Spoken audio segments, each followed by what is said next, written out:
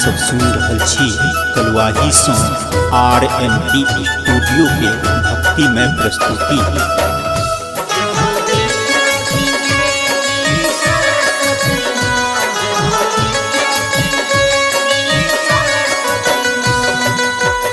RMP अपन लोक अपन गीत।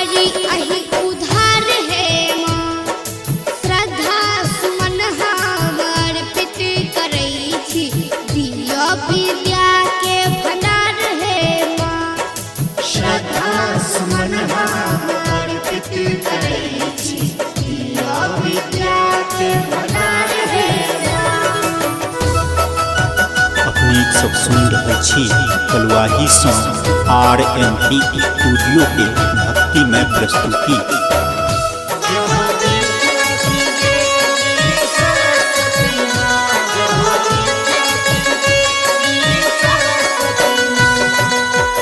RMP अपन लोक अपन गीत।